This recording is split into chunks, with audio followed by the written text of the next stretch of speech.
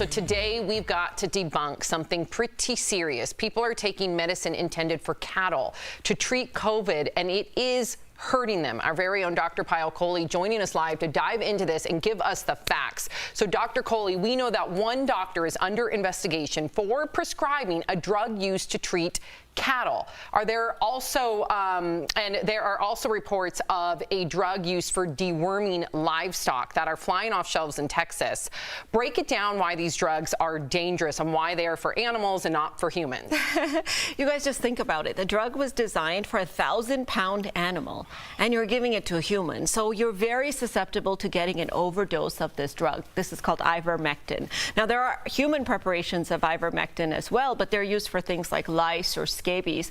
There is absolutely no data that they're used for antiviral purposes to fight a viral infection like COVID-19. So if you go and take this drug, and 70% of the people that are taking this are taking it in the animal doses, get an overdose, you could end up with seizures, coma, and even death. Oh my gosh. So why are people taking this drug then? Like, is there examples out there? Yeah, so here's why people are taking it: because of social media. This demonstrates to us the power of social media, good or bad. So today, if I started a tweet that said, if you jump up and down 25 times, you're not going to get COVID, and it started going viral and everybody started talking about it, people would believe it. So this is really a prime example of misinformation. There was some preliminary science that it may be beneficial in COVID, but there's been absolutely nothing to show that it has any therapeutic benefit.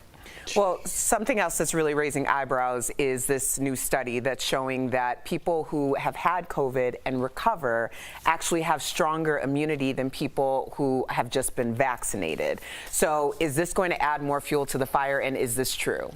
The first question, absolutely. We have to take a grain of salt with this study because the study is an observational study with confounding. So let me explain that to you. So Erica, if you got the vaccine, and Sam, let's say you didn't, I know you both did, but if you didn't, so that was the one difference between you. But let's say your behaviors are also different.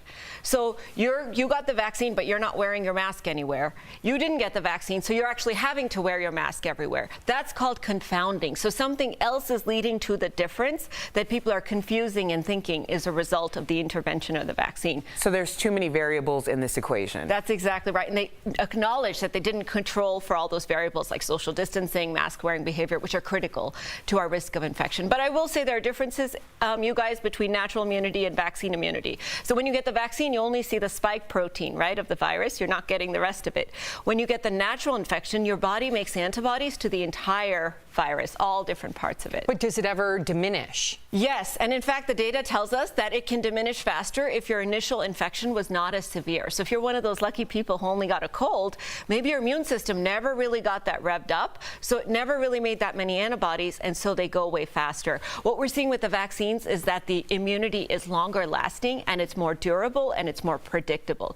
Now, the best kind of immunity, if you had the COVID-19 infection and then got vaccinated, some scientists are saying that may be lifelong immunity because you got your infection and your booster. I'm so angry that there's so much misinformation out there. I'm so angry that we don't get someone like you to, to dispel all and debunk all this misinformation. I know we can do it on our show, but I wish it was worldwide.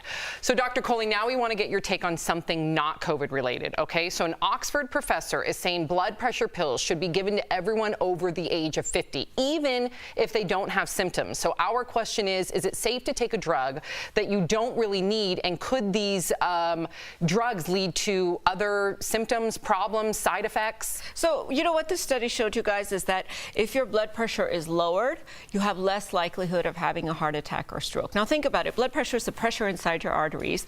It makes your arteries sticky so that the cholesterol can go and stick. So if you have less blood pressure, the heart's doing less work, the arteries have less damage to them, they're just happier. So the idea here is even if you don't have symptoms from your high blood pressure, you need to get it treated. Now if you have no symptoms and normal blood pressure, this study doesn't apply to you.